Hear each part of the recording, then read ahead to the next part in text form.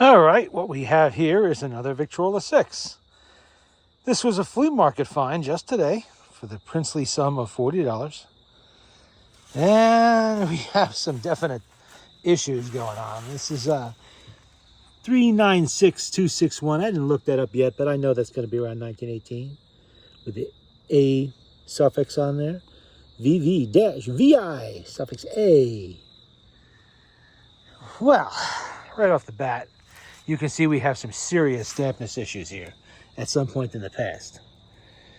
We have separation here, and someone's tried to fix that by just kind of dumping wood glue in there, I guess in an effort to stabilize it. You see in all four corners pretty much. That's not good. Now, this can be fixed by taking apart the case and simply chiseling out that old glue, re-gluing it with wood glue, and clamping it using the big bar clamps. That would take care of that. I've seen that done before, done it myself. Even this could be fixed. You can see the veneer is completely lifted right off the motorboard. And we have some extensive rust on the turntable, which is thoroughly stuck onto the spindle. But watch this. Take a look at this. This is hilarious. Let me rotate that to where it was. What happened? Okay.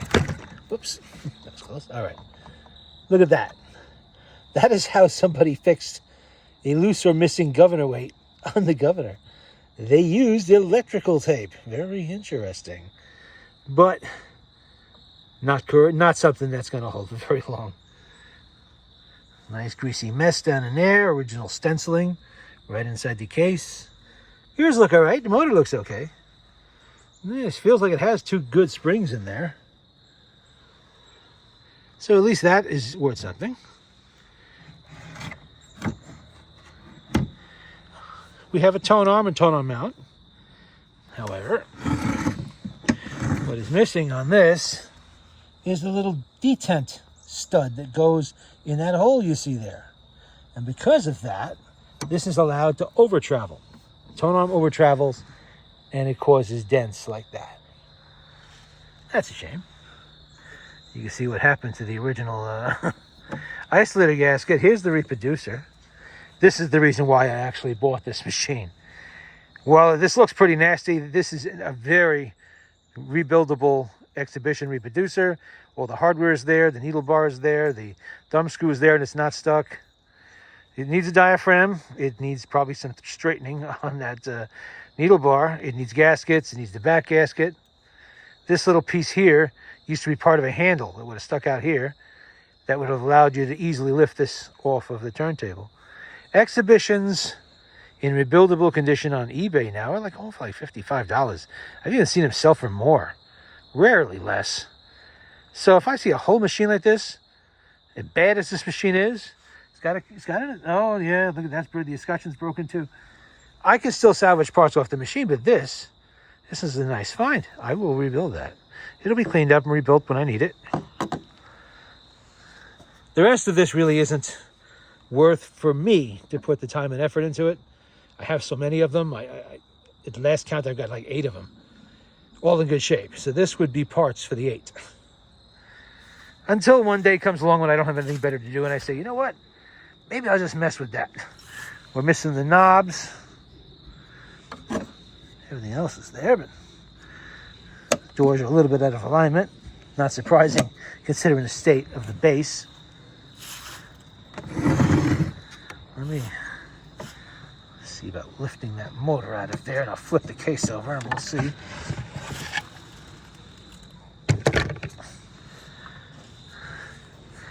If we have.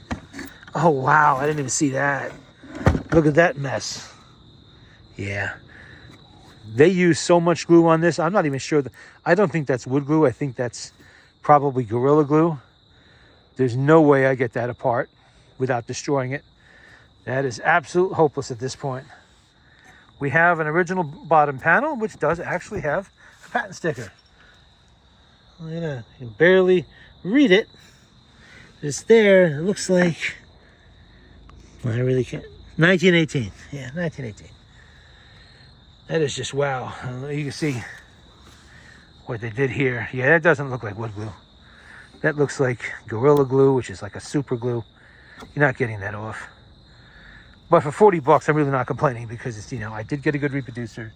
There's plenty of motor parts I can use. I work with those motors all the time. There is a back gasket on there, which is unique to the 6s. This is not interchange. The tone arm will interchange with the 4, but not the actual support itself, the elbow itself. That is unique to the 6. The 4 has its own. There's a couple good doors on there. There's a horn, should you ever need one. You know, bits and pieces of hardware and whatever. And the price was right, like I said, you know, it's 40 bucks.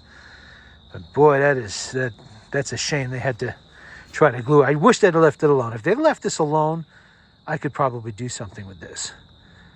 But they have to try to improve it, you know? Was it really worth it? You're selling something for, actually they wanted 65, and I said, there's no way. That's a pipe dream. You're smoking crack. There's no way that's happening. So the price dropped to 50, and I said, yeah, well, your money's walking away. My offer's 40. When I come back around, it's going to be 30. And the guy's like, all right, I'll take the 40. Yeah, I bet you would. Because you're not getting any more than that out of here. I mean, you got things like that pin on top there, the screw, you know, all of that, all the hardware and stuff, even the little screws on the escutcheon. Those are good to have because they're sometimes missing. You have to, you know, go searching for that sort of thing. But man, I wish they'd have left the wood alone. If they hadn't tried to improve it, you know, I could have fixed this. And I might have been willing to pay them a little bit more. If I could see it's a machine I can work with, I'm willing to pay. Even on the inside, you can see it. Look at that. See it down in there? Both sides.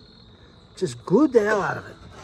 Like he's making some kind of a model at home or something. Oh, man. That's a real shame. That's what you run into, though. You know, flea marketers flipping stuff. They always try to make it look as enticing to the customer as possible. Yeah, that played just fine. No problem. You'll have that going in no time. It'll play. Yeah, okay. But that was today's find. See, what did I find? I did see a very nice Victrola 11, but the guy wanted, I think it was a 280 for it. I have several of that model. That's the upright. I did a couple of videos. I did a video on the 1917 last winter. You know, I have stuff like that. I don't need any more, however nice it is. And I'm certainly not going to pay for a machine that's had a flea market rebuild like that one had.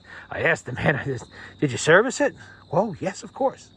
Oh, so what condition were the springs in when you took them out of the barrels? Out of the barrel. And, oh, no. They didn't need to come out. They're fine. Nothing wrong with the springs. Really? Okay. How about the governor? Did you have to rebuild? Oh, no. Just a little oil. It's fine. Uh-huh. So right there, I know. Yeah, flea market rebuild. You hosed it down with WD-40 or PB Blaster and called it good. And he had not rebuilt the reproducer. So right there off the top, if you don't do your own work, you're looking at like $300 worth of just work to have somebody service that motor properly, professional, you know, if you sent it out, and have the reproducer rebuilt. See, what else did I see? There was a very nice 6.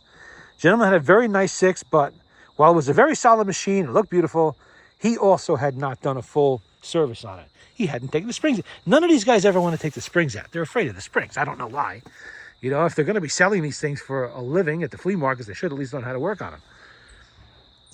Or have someone else do it. You know, that gentleman was asking $175 for one of these. And like I said, it had a very nicely preserved cabinet. It was all, you know, original finish. He hadn't gone over it with anything. And, you know, he did put a new felt on, but it was done nicely and correctly. And it was the right color. But when I took a look at the reproducer, the back gasket was original and it was a big gap. The gaskets were original, hard as stone. Not cracked, but they were hard as stone. You know, the mica was good. Diaphragm was good. And the needle bar, surprisingly, was straight. Often you don't see that. They're bent and twisted every which way. And he had not taken the springs out. Because I asked him, does this machine ever give a weird vibration now and then? With a thumping sound, grinding sound? Yeah, it does that once in a while. I said, I said, the reason that's the case is because the springs need to come out. That man at least was listening to me. And taking notes, believe it or not. He even wanted to know how he could contact me in case he had questions. I said, I'd be happy to help you. You know, I'll walk you right through it. It's not a big deal.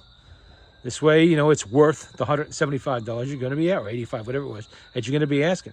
There were a couple of orphan brands in there that were badly butchered. I'm not sure what one of them was. It was a knockoff of this type of cabinet, wires coming out of it, some kind of electric motor rigged into it. I said, no, I don't think so.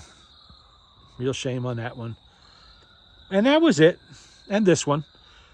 So all told, I think I sold 4 machines, 4 acoustic phonographs today. 3 Victrolas and 1 who knows what. And that's the report from the flea market and the one flea market find. I will strip this down and put the parts in their appropriate places and store the cabinet away. However, if there's anybody interested in trying to restore this disaster, I will leave it alone for a few days and you can contact me. You know what? I got into it. Make it worth my while to carry it out of there. At least buy me a sandwich. And you can have a go at it. But this is a very, very common machine.